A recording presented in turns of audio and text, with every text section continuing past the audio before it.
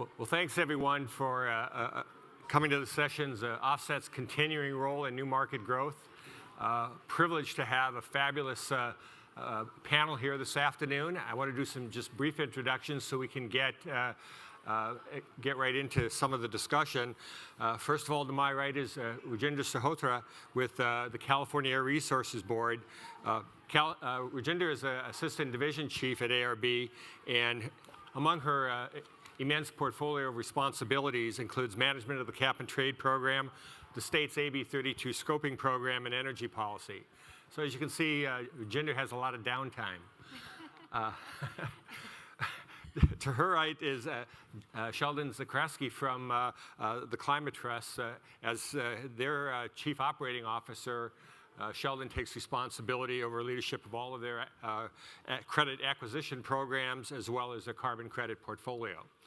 And to his right, we're privileged to have Javier Kinney from the Yurok tribe in Northern California. They are the largest tribe in California, and he is the director of the Office of Self-Governance. And then again to his right is Karen Haugen-Kozera, the president of Resco Solutions. I've had the privilege of working with Karen on developing offset protocols for Ontario, Quebec, and other Canadian provinces and territories. And welcome, Karen. Welcome, everybody. So without further ado, we wanted to get into some of the key discussions here. And you know, this is an area, I think, that has just a lot of, has demonstrated a lot of potential in what it can bring in terms of direct emission reductions, to not only assisting the cap and trade program, but more fundamentally addressing the global climate change problem. You know, I've noted that of the offsets that have been used for compliance purposes and the projects that are developed here in the state, fully 3/4 of them are located in disadvantaged communities, and nearly half are in environmental justice communities. And that's just the tip of the iceberg. But as we know that there's been a variety of challenges, I think we'd like to get into some of the basic details across North America in terms of what the role for offsets could be. So your first question is really to recognize that there have been a lot of developments across the continent in offset markets. What do you think are the most important issues affecting these markets, and what impact will these issues have on markets in the near future? And by that I mean over the next couple of years. Anyone want to go first? I'm happy to go first. But thank you, Craig, for the wonderful introduction, and it's a pleasure to be here with all of you. I'm happy to share information about the existing market and potential new markets with all of you today. Obviously, California has a cap and trade program, and we have an active compliance offset market. There were some recent changes due to legislation last year. It was pretty hectic and drawn out, and a roller coaster ride for all of us here in California that were part of that. But when you look at the program that we have in California, it's good to remember you have California, Quebec, and Ontario that are linked. You've got movement in other states, such as Oregon, that are also looking at doing cap and trade programs. Even with the changes in the legislation that reduced the amount of offsets that could be used in the California program, you still have the 8% in Quebec and Ontario. And the total market for offsets through 2030 is still over 550 million offsets. And that's a substantial amount of offsets. To date, we have only issued 100 million in California, and I think Ontario has yet to issue offsets, and Quebec has issued a much smaller number. So we've got a long way to go to actually supply the current market that we have with just the 3 jurisdictions. I think it's important to remember that the changes that came through legislation may have impacted the maximum amount going forward, but there's still a substantial market for development of offsets and a substantial market for the use of those offsets in the current program. As we move forward, I think some of the challenges that we'll see is the continued criticisms of offsets. Some people don't think they are real. We have designed a very robust offset program, and from our perspective, having implemented that for the last 6 years, we're ready to think about what areas we can streamline so that we can make it easier for people to bring offsets to market. We have a comfort level with them. We have very few issues in terms of invalidations or quality of offsets in the program. Now it's time for us to work with stakeholders, offset developers, take a step back, and think about we've got a great system, but are any of those features actually barriers that can come down? And so we're open to working with stakeholders to understand that aspect. So we welcome your comments and thoughts as we work through this process this year. And like I just said, it is an active discussion throughout this year. Lots of materials on our websites, and we're always available to talk about it. So that's one market, which is the existing market. The other market is markets related to voluntary reductions or potential CEQA mitigation. In our scoping plan, which is the state's plan to achieve the 2030 target of 40% below 1990 levels by 2030, we indicated that as you're developing new properties or you're looking at CEQA mitigation, getting reductions first on site is the primary goal. Then looking for reduction opportunities in the direct region. Maybe it's retrofitting or retrofitting windows that are dual pane versus single pane in existing houses, or then it's going for offset credits that are voluntary reductions in those areas. And so we did have a tiering structure in the scoping plan, and that's a potential new market. We know that as we're looking at ICAO, and I know there's going to be a discussion tomorrow for the international flights, they're looking at an offset program. So there's lots of work that's being done in terms of voluntary markets and new markets on offsets. Having gone through this process of designing and developing the program in California, we're active in all of those discussions to ensure that we're learning what we can and hearing back things that can make us be more productive and efficient in our process here in California. That's a tough act to follow, but I'll give it a shot.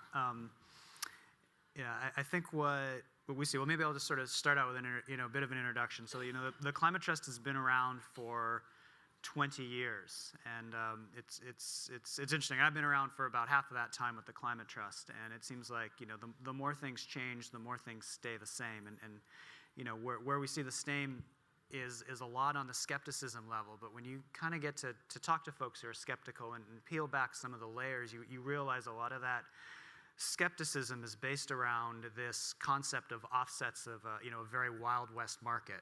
And I think when the Climate Trust started out trying to figure out how to design offsets, it was very much that type of marketplace. The Climate Action Reserve didn't exist. VCS didn't exist. ACR was a very small registry. And you really had to figure out how to bootstrap protocols in that. And I think it's important for folks to realize there is this large infrastructure there.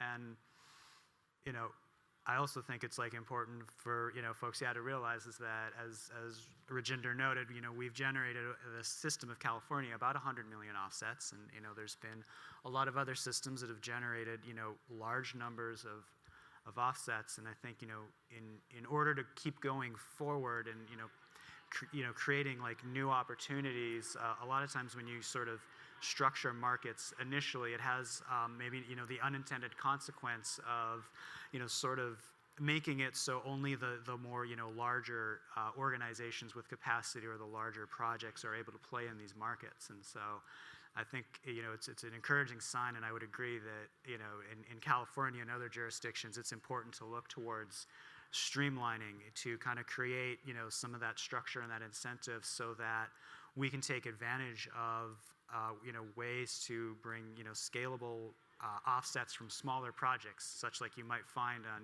with rice cultivation and particularly in the agriculture sector. Well, thank you again, Craig. And just for ourselves, again, my name's Javier Kinney. I'm the Director of the Office of Self-Governance, and appreciate Craig and Carl for the invitation as well.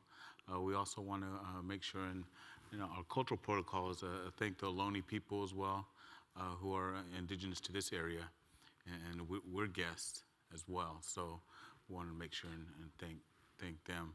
The Yurok tribe really took on a more aggressive and very strategic approach to entering into the cap and trade. And I think for the Yurok tribe and the Yurok Tribal Council, one of the most important challenges is going to be just that consciousness shift and the change in the transitional aspects of market-based approaches and how indigenous peoples are engaging in these market-based approaches is the reason why we entered into the cap and trade offset market ourselves. For those of you that don't know, so the Yurok tribe is located in both Humboldt and Del Norte counties in Northern California. Is the largest tribe, has one of the largest land bases. But our form of governance, our system of wealth precedes the United States, the state of California, and the varying international legal orders as well as regulatory schemes in place. So what we do know is we do know our forests from the beginning of time. We do know the Klamath and Trinity Rivers. So we've been able to see the various changes in the transitional times of more people coming into what we now consider California, but to be able to engage in a diplomatic way, our partners, but that ability to have indigenous peoples and tribes at the table to discuss not only the various regulatory, legal aspects that are going to include tribes, because you can't really have a conversation with climate change and the natural resource management without tribes. So old is new again. And so we're looking at the place-based aspects of where our legal, political, social, religious, and ceremonial places are. If you look at that, we could tell you when the fish are running. We could tell you what the seasons of the 250 species are of the trees in our areas. We can also assert the jurisdiction of 250 miles out in the ocean because we're in the aspect and ecosystems of where the Klamath River comes into the Pacific Ocean. I'm from the villages of where the Klamath and Trinity Rivers come together. So to be able to share that type of knowledge, which we do in not only forestry, but fisheries, as well as our approach in regarding the land management, is really the challenge to not only inform delegations that come from other countries to look at our forestry practices, but look at how we're blending both traditional knowledge as well as contemporary scientific research to address and combat climate change. So again, those are the types of areas that we've taken on, not only as a strategic approach, but an economic approach as well. Thank you. Thanks, Craig, for inviting me. I really appreciate being here. For perspective, I come from the province of Alberta, where we've had now 11 years of a cross-sectoral greenhouse gas pricing framework in effect. So we've got a lot of lessons learned under our belts. I agree with Rajinder that this space is evolving. Michael, can you put up the first slide for me? I work a lot in the agricultural, agri-food area, so land-based offsets. And what I see happening is we're seeing evolving market structures. I just got a quick slide here to go through. We're all familiar with the compliance markets. We're familiar with the voluntary markets. They haven't worked so well for agricultural reductions at scale and land-based offsets at scale. And so this growing awareness by the corporations, the heads of agri-food supply chains, that if we're going to achieve climate mitigation at scale, we're going to need to evolve more pragmatic solutions to overcoming some of the barriers that have been traditionally existing in the more formal market structures. So what we're seeing is this discussion about insetting, this discussion about Scope 3 methodologies, and the gold standard under the World Bank will be publishing a consultation document about a standard for Scope 3 or insetting in supply chains. And I think what we're going to be seeing is a bit of a relaxation around some of the issues and things that have been traditionally hampering some of the more traditional market structures and getting emission reductions across the landscape at scale.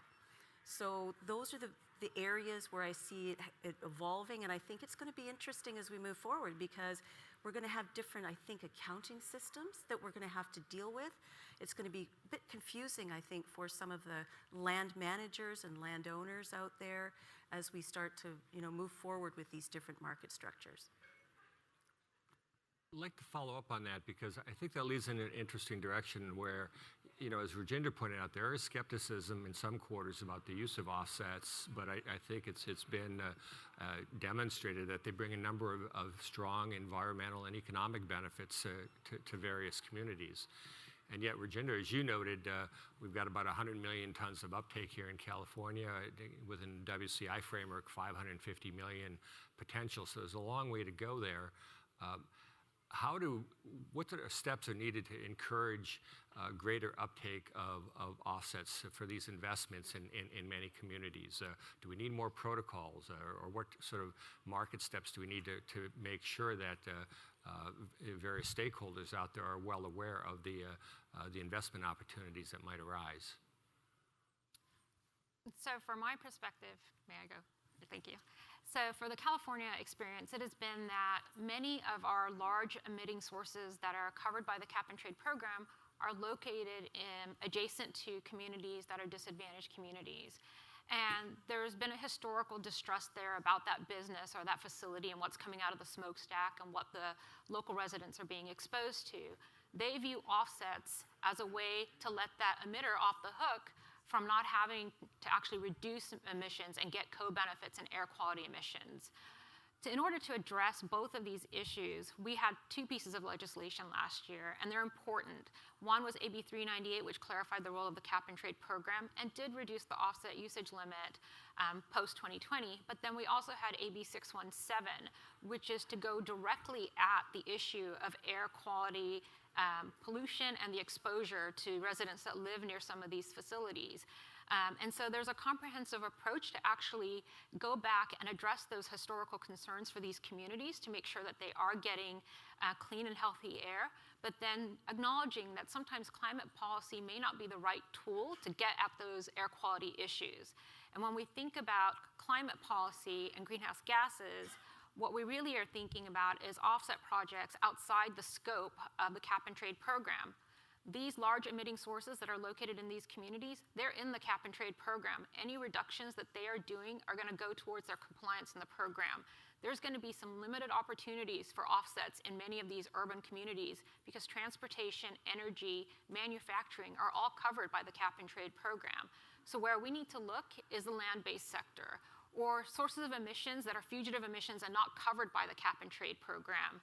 And as we think about those, and we think about the California protocols, you've got urban forestry, rice, digesters, livestock digesters, coal mine methane, and ODS destruction, ozone depleting substances destruction, which are fugitives.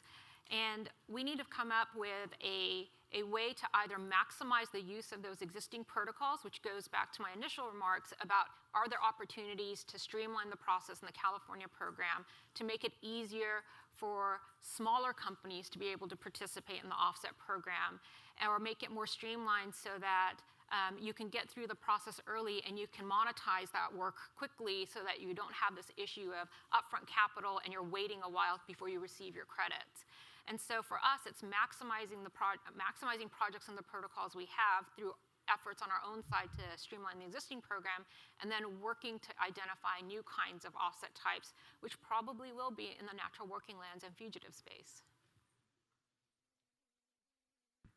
I think, Craig, too, the project that we're doing for Ontario and Quebec and the 13 protocol types that we're adapting into those markets, I think I've heard that ARB would be looking at some of those as well. And we've been working collaboratively with ARB through the ministries to align on some of the science, the most available science that ARB is concerned about. And so we're trying as much as possible to bring that into the adaptation process. So hopefully there will be an expansion of offset protocol opportunities within the next couple of years. I would like to follow up, if I may interrupt, on something Rajinder said. I wasn't going to go this direction, but you mentioned that some quarters have believed that offsets have prevented some of those improvements in local air quality. And I want to push back on that notion a little bit and point out, I guess, a couple things. That first of all, what offsets and a cap and trade program is targeting is our greenhouse gas reductions, not the local pollutants that clearly do create local air quality problems and need to be addressed. And I realize that's what AB 617 is designed to start tackling. But isn't the reality is that even if there were no offsets in a cap and trade program, that those large emitters in any community still have the option to purchase allowances to avoid the reductions if that's indeed what they're about? That's absolutely right. Those offsets and allowances are interchangeable compliance units, and if you If you were not able to get access to offsets, you could purchase allowances on the market and use those towards your compliance. Emitters don't emit because they know that there's a greenhouse gas permit out there available for them to actually purchase and emit against. You get manufacturing and you get travel and you get energy use because there's other primary demands for that activity. Having an offset or having an allowance isn't what's going to promote or going to be the incentive for somebody to emit greenhouse gases in their normal processes. One thing I think I'd like to, definitely comment on this discussion too with respect to offsets, some of the things that I think kind of got, lost in this is that in a cap and trade system, the theory is that they're cost containment. And so one of the things I kind of, did a little looking into is, when there was the debate around AB-398 last year was California Carbon did an analysis that was published for the American Carbon Registry. And so they kind of compared the base case scenario, which is, let's just say we continue at an 8%, no geographical restriction through 2030 versus what AB-398 is proposing. And their analysis kind of concluded that as you get out to the later 2020s, there would be about over 300 million allowances that would need to be purchased at the price ceiling by compliance entities. Versus, in the AB-398 scenario versus that. And, how that could translate to in terms of like dollars and cents is that if you kind of went and said, well, hey, if there's a robust enough supply of offsets available that you could say purchase at, 2/3, say, of that, allowance ceiling price, that translates into, $10 to $15 billion. And I think that's an, important thing to think about because, the way our economy works is if you're generating these types of compliance cost savings, these things do get reflected through at your end user price. And it is important to also note that lower income communities are disproportionate consumers of energy relative to their income. So, there are benefits out there from a robust, offset program. For us, the principled approach that we're taking, because we've been involved in the legislative interactions and the government to government as the Yurok tribal government engagement on not only the governmental aspect, but also as an economic initiative. We've been able to engage, again, partners that before, historically, and again, because of the transitional aspects in our area, we're adversarial, right? So we've been able to communicate with Green Diamond, who's been a valued partner in regards to the purchasing and the land acquisition in order to have that jurisdictional overview and ability to control that behavior. We don't necessarily have the major emitters, but how can we change that behavior in regards to the source of that? And to have those frank discussions. This is just one area in our portfolio, as well as addressing how we can not only manage our lands and make sure that we're not impacted by these industries or extractive aspects that look to take rather than put back in that sustainable aspect as well. We've also been working effectively with New Force as well, who's been another valued partner, and the allies in the foundational aspect in regards to provide the financing to not only push this forward, but if another area is again dam removal. So how does that play into the climate change? Incorporating the largest dam removal project in the world by 2020. And again, that strategic aspect is what I'm saying is the principled approach that the Yurok tribe saying indigenous peoples are decision makers in these types of state-conducted, market-placed opportunities. At the same time, how are we able to work with the other valued partners as well as industry aspects of not persuading them, but having a frank scientific discussion of how are we changing our behavior throughout to make sure and address those problems and coming up with solution-based results. May I follow up? Absolutely. I really liked what you just said because it brings the picture up one more level on all of this, because when we think about what California's climate policies are really trying to do, it's really trying to transform the economy, the way we think about engaging with energy, the way we engage with our natural resources, our environment. And those things don't happen overnight. And as we're in that transition period, there is going to be some time for now that we're going to have fossil fuels. And you do want to make sure that you're limiting the impact of those emissions as much as possible. And offsets provide a way to do that, which is not funded by the government. It's funded by the emitters themselves that are actually helping to reduce emissions, but recognizing that there's going to be a period where they're going to have emissions, and having them be able to fund those reductions directly is a really good way, and does not put the government in the middle of this and lets the third parties work through the details. And so for us, the offsets, you're right, they are a very important part of cost containment, but they are a necessary feature as we think about transitioning the entire industrial, transportation, energy side of the California economy. And if we can do that successfully by showing that you can increase your productivity, have a robust economy, and I think we're still ranked the 6th largest world's economy, and we've reduced our emissions. We're going to hit our 2020 target years ahead of 2020 is what our recent data is showing. And we've been able to invest in land-based ODS and other types of offsets. That's the kind of model and the story that I think is going to help other people want to adopt similar types of programs and mechanisms. And the ability for offsets to be funded by non-government monies is a really, really important factor in all of this. I add on what you added on. Yeah, it definitely works both ends, where at the end you're bringing in sort of compliance entity dollars, but I mean on the front end, in order to develop these projects, somebody has to put their dollar at risk, and by being able to send that price signal and sort of some semblance of market stability, there is private sources of capital out there that they are willing to put their dollars to risk. If for folks in the forestry world like Javier, if you've maybe come across some of those bills, it can run up to several $100,000 before even one single offset comes out. And so having the right sets of policies in place can be important to voluntarily attracting that capital that otherwise wouldn't be there.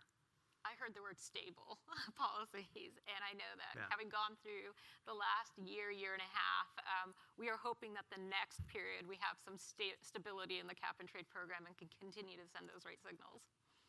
Well, and that question of stability and sending the right signals is critical. We have had a lot of uncertainty in the markets until recently, whether it's here in California or in Canada. And Oregon obviously is still considering whether to have a cap and trade program. So I was just wondering, now that there have been a number of positive steps, both AB-398 being passed, Ontario has joined the WCI. I was just wondering if there's any observations on, has there been any perceptible market change in the willingness to invest in direct emission reductions outside the boundaries of a cap and trade program, i.e. with offsets? Well, for us, again, the investment has to come from the tribe or the indigenous community themselves, right?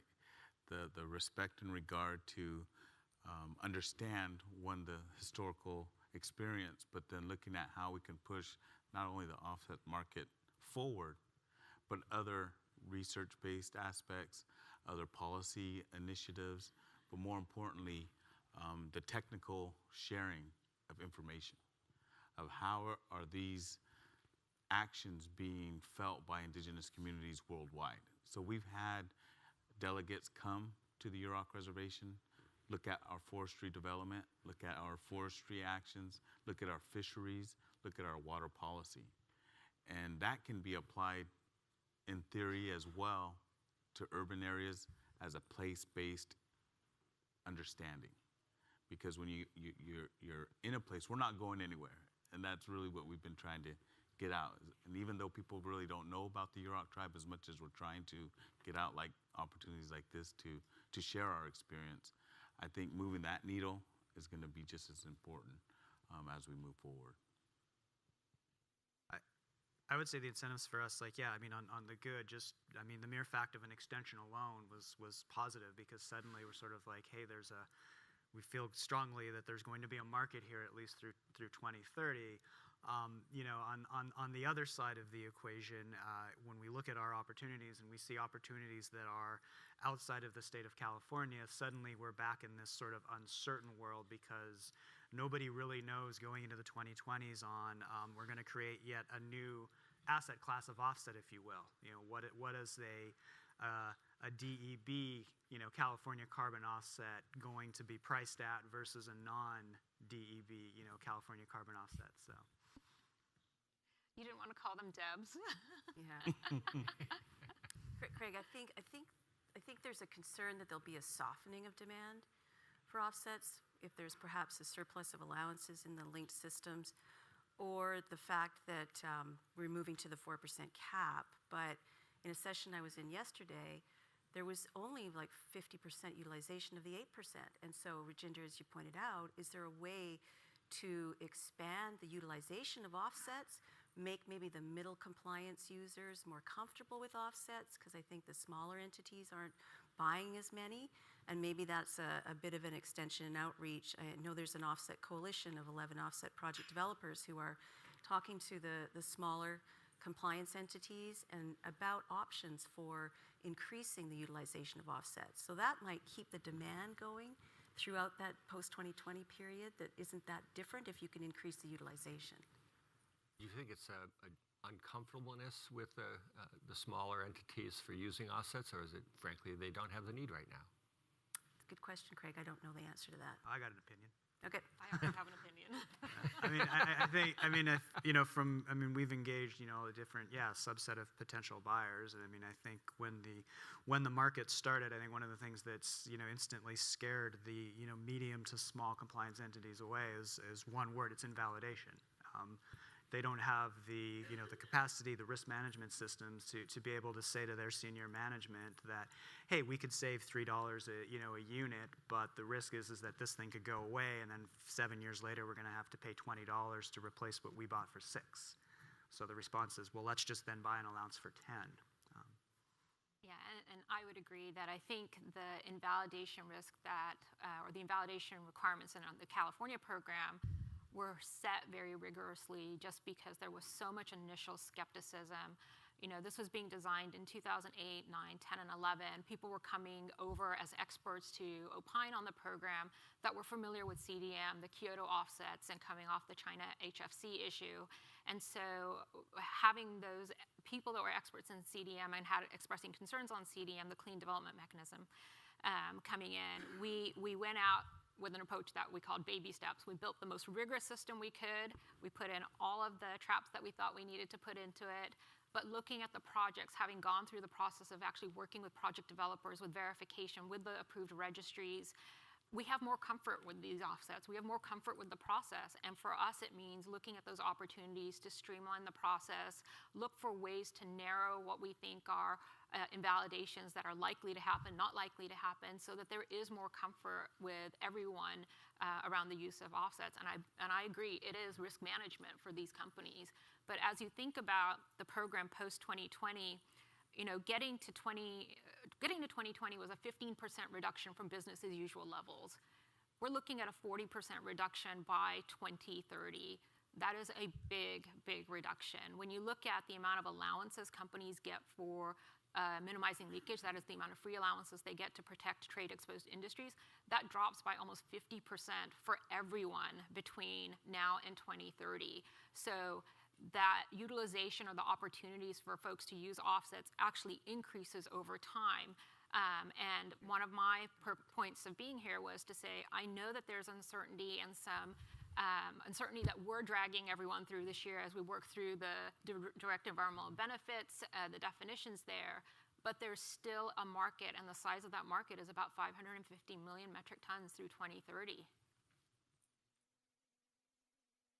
Dr. Ramanathan mentioned this morning that one of the four foundational pillars he was talking about for action, one was mining atmospheric carbon. And I think we've probably all heard of wire-eyed engineering schemes to iron fertilization of the ocean, or how to create some sort of sun reflector over the planet. But the reality is that we have an identified carbon removal option today that's worked well in the past, and that's just, and to your point, with working natural lands, forestry projects, conservation cropping, improved nitrogen management. I mean, all of those protocols, that's what they're doing. And we're facing enormous stresses on our lands right now. I mean, there's 125 million dead trees here in California from pine bark beetle. We could debate whether it was climate impact or not, but it was certainly a drought impact.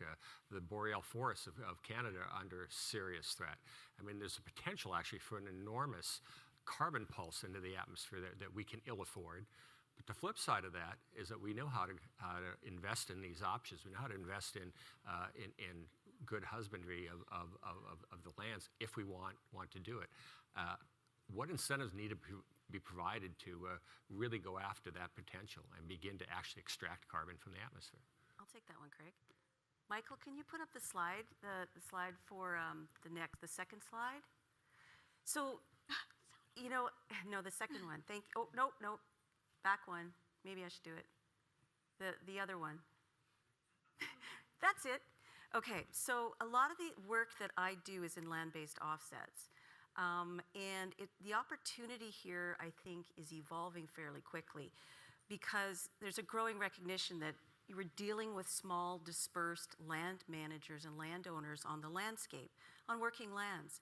And there are a series of emerging stewardship platforms in agriculture and digital technologies that will facilitate digital capture, digital analyzing directly from farm equipment with drones, et cetera.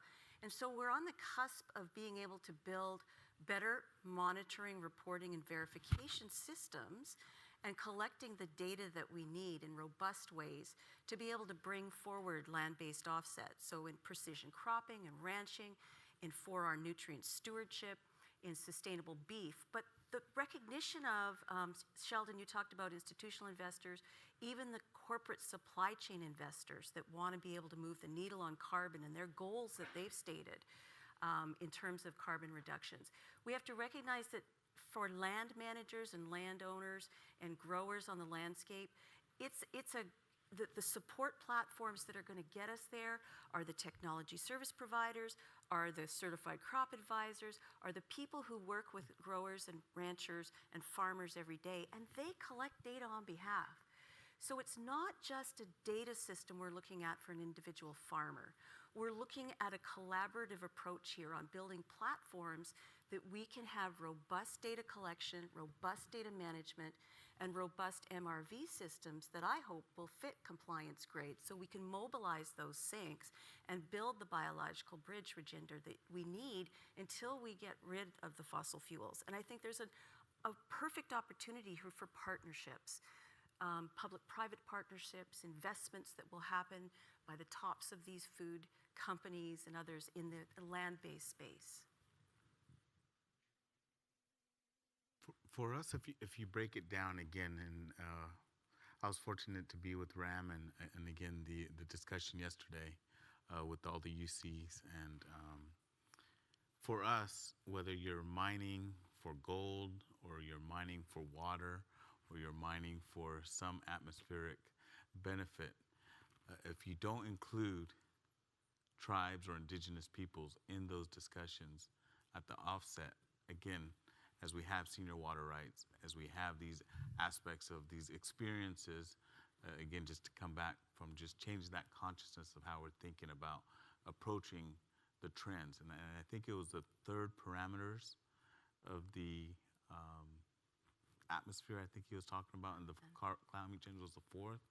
So we also, again, have the ability to predict and see if you don't have water, you're not going to have a fish run.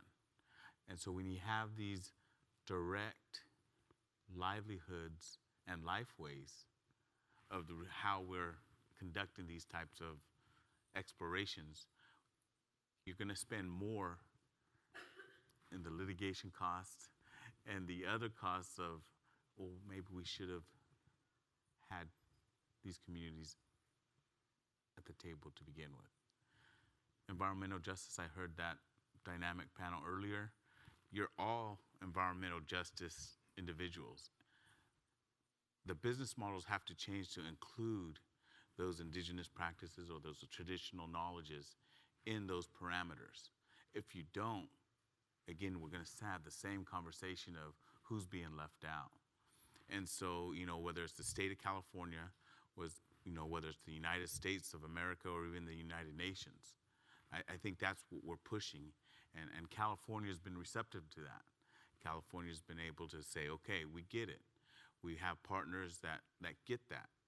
And again, it's going to be that influence and that confluence of knowledges and understanding that sort of groundswell that people are going to say, okay, California's getting it right, with tribes. California's getting it right with researchers.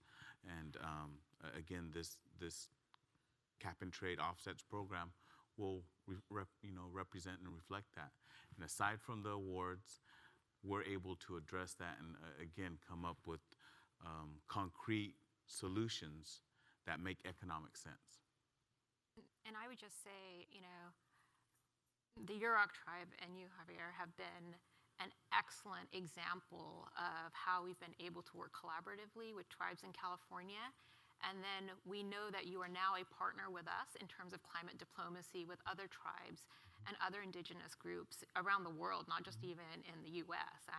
And having that relationship with the tribes in California really has given us a doorway into tribes across all of the US. And I know that as discussions are going on in some of those regions, we have tribes that are participating in other states and regions that are going to be able to say, wait a second, we see a benefit that helps us preserve our lands and helps us actually get back or practice our ancestral ways of life and protect our ancestral lands. And it helps the environment, and you're going to benefit from it too. And so for us, having this very close partnership with the tribes in California is a huge deal in terms of climate diplomacy outside of California. Thank you. Thank you for every time you go out and talk about how great we are.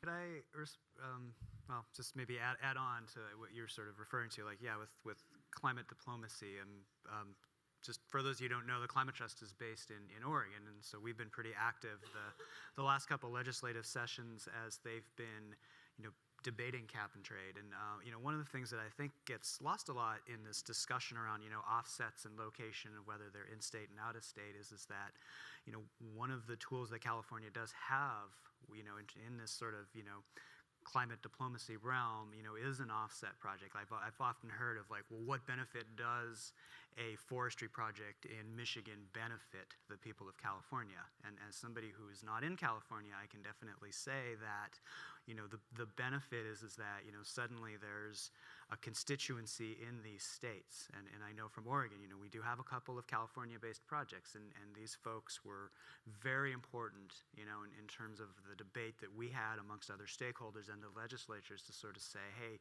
this actually provides an economic development opportunity for our forest landowners, for our dairy farmers. And so I just wanted to kind of call that out as it's offsets can be part of this approach around when you talk about climate diplomacy. Well, I wanted to follow up on that because the political debate about trying to restrict the geographic reach of offsets seems to follow the pattern of a lot of environmental discussions. I want something in my backyard, but at the end of the day, this is a global climate change problem, and a ton reduction outside the building here is probably the same as a ton reduction over in China, accurately measured, of course. But the pressures have been more inward, and we're seeing that somewhat reflected, certainly here in California with AB-398 trying to restrict it. I do think that begins to add a little more confusion to the market.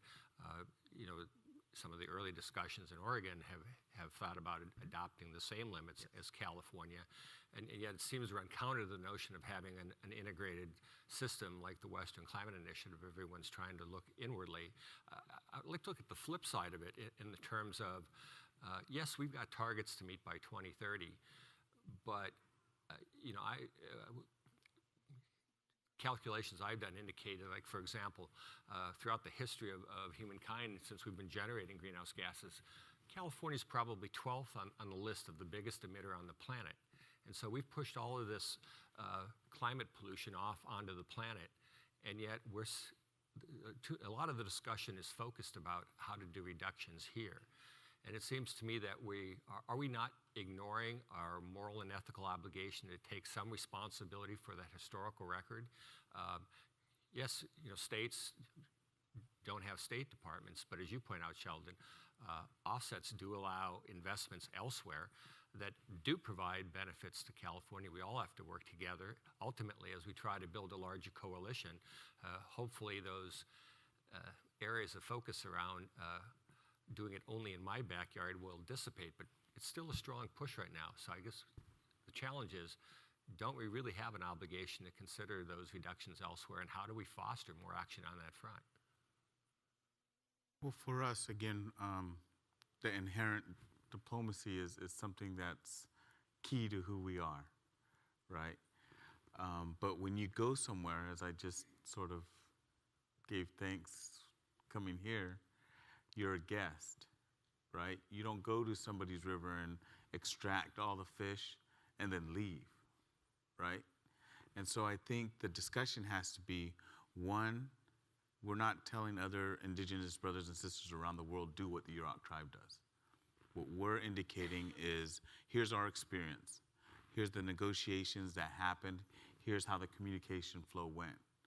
If that is able to help you, that's good. But just in sort of the collective asset collection here in just this room, in 2012, the Yurok tribe, by tribal resolution, supported the United Nations Declaration on Indigenous Peoples. So if you have a chance, take a look at that. And if each of you had that information and education, that exponential knowledge that you're able to send out to say, you know what, next time we do a project, have we talked to the Native communities? Have we engaged them in the decision-making authorities to what we're doing? So, for us, we have no problem litigating. We have no problem taking our issues and protecting that maintenance of life in those types of forums. But we're seeing a better way to do that. And so in a lot of ways, we've got to make sure that that is, again, incorporated in everything we do in this space. And we continue to say that greenhouse gas reduction anywhere is a benefit everywhere. So we have continued to acknowledge as a science-based and technical agency that greenhouse gases are a global issue. Again, I don't think it's the science that people have issues with. It's this perception of you're not doing enough directly to reduce all of your emissions in my community.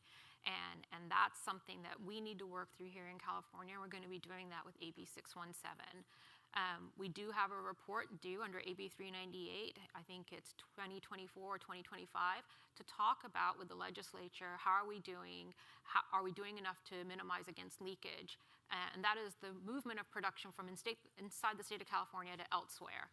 And if costs are getting high and we need to think about additional cost containment measures, of course we're going to go back and say, look, we're not doing enough. We need to think about what restrictions we've placed on compliance instruments. And by the way, here's one place where we restricted them in AB-398 that we probably need to revisit.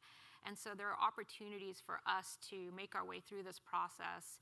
And at some point, having worked on cap and trade since the very beginning, we just need to acknowledge that there are some people that will never like offsets. They just will never like a market-based mechanism. They will never like offsets. But in the scoping plan, we did a lot of work over 2.5 years to show why for California, it's the most cost-effective way to actually get greenhouse gas reductions. And doing that and preserving the lifestyle that everyone in California wants to have and preserving the economy, that's the model for everyone else. Because if you don't have that right model at home, people aren't going to want to follow you and do those things in their jurisdictions. We have only a few minutes left. Are there any questions from the audience? Gentleman over here. Thank you for that discussion about moving beyond California for your offsets and also considering that the low-hanging fruit of carbon offsets are tropical forest red, red++. And I'm curious to know what is the discussion within CAR with regard to extending the idea or the concept of offsets and including that in tropical forest red, red++. It's a fraction of the cost of any other form of offsets that I'm aware of, and yet it still falls outside of your parameters. Yes, and so since the very first cap and trade regulation, we've had a placeholder for sector-based offsets, which we would think of as international forestry avoided deforestation offsets. We've been a member of the Governor's Climate Task Force on Forestry for, I think, 11 years, and many of the members are part of the Under 2 MOU. We continue to work on what we think a sector-based program should look like for a regulatory cap and trade program. We just had a workshop maybe a month and a half ago, and we announced that in this rulemaking, we are not prepared to announce a linkage partner for international forestry offset credits. But we do see the value in continuing to work on what that standard looks like. When we move to actually look at an international forestry program, we will have to do some tests that look at the stringency of the program, the readiness of the jurisdiction that we're linking to, same kinds of tests that we did when we linked with Quebec and Ontario. And at this time, the partners that we've been working with aren't quite there yet all the way for us to do those kinds of assessments. But we continue to work on this. We continue to see the value of actually working towards that regulatory grade standard. Julie? Thanks very much. Rajinder, I'd like to sort of compliment you on the good balance that you've struck in creating the offset program. You know, it is a balance between ensuring the environmental integrity, but also making the cost-effective offsets available, and that's important. So well done, thank you, and I hope that continues. We would, of course, like to see the market grow. And Sheldon, when you said that the invalidation was the issue for why a lot of people aren't participating in that market, I'm not sure I'd agree, because there are solutions out there for it.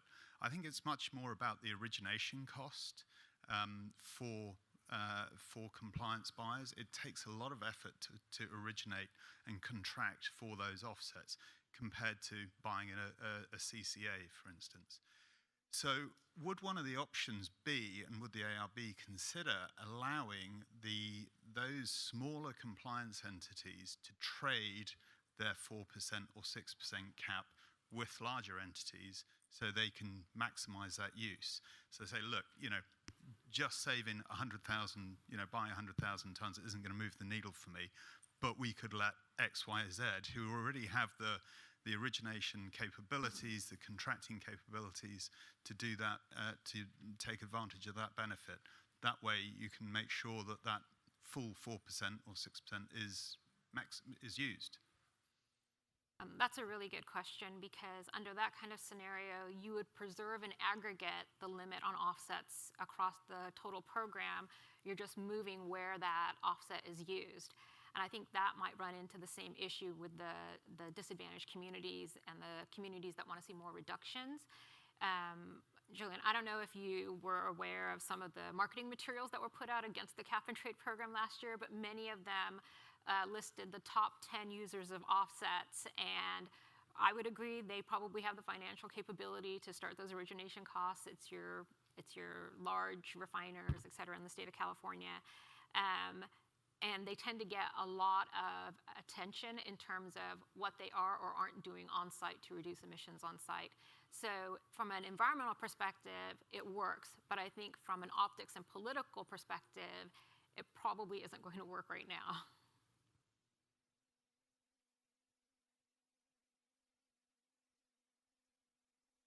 Hi, I'm Jean Ollet from the Co-op Carbon in Quebec. In terms of streamlining the process in order to get more offsets on the market,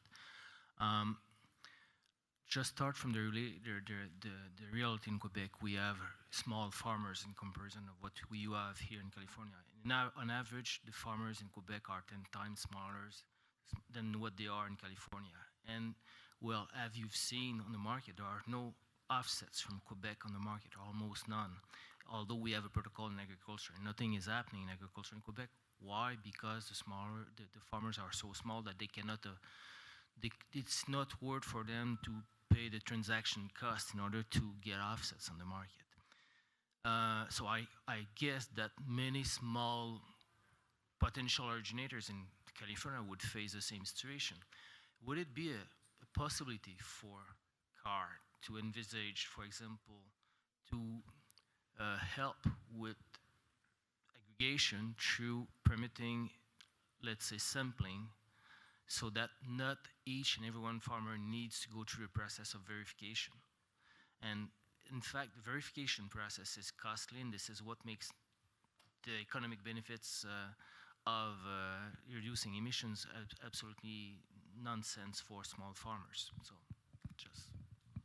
And you know, when we did our rice cultivation protocol, we actually had a pilot program that would look at aggregation to see if, and we were going to pay the cost for verification, the traditional verification we have, and then a aggregation sampling kind of verification to see if the outcomes would be the same for those projects. We did not get one farmer that wanted to participate, even if we covered the verification costs. And I'll tell you the challenge here with the agricultural sector. They do not like government showing up at their door, because the belief is that once you get some information, you will move from voluntary incentive programs to regulation. And so for us, one of the hurdles in California is to actually get our agricultural community, no matter what size they are, to engage with us on our protocols. Interesting. I don't think you would face the same reaction in Quebec, but found it very interesting. Thank you. Well, I'll also provide just a bit of a technical response to that.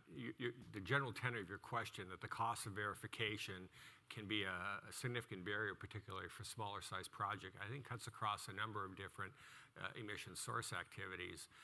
You know, we continue to work on that very issue, trying to figure out ways to lower the costs of verification. And for example, you know, some of the new developments in drone and LiDAR and satellite technology may provide a lot of interesting opportunities moving forward. We also continue to look at opportunities for aggregation for, say, several landowners to make it happen. But at the end of the day, as Rajinder said at the outset, you know, there's a lot of skepticism has been out there around offsets, and we have to maintain the environmental integrity. So making sure that we can bring those credits to market and do so in a highly level of environmental integrity is fundamentally important. But I think you're right. Figuring out how to lower the threshold for participation is an ongoing challenge we all face. I think we are out of time. If everyone would please join me in thanking our panel for their comments, I'd appreciate it. Thank you, Brenda. Spot on.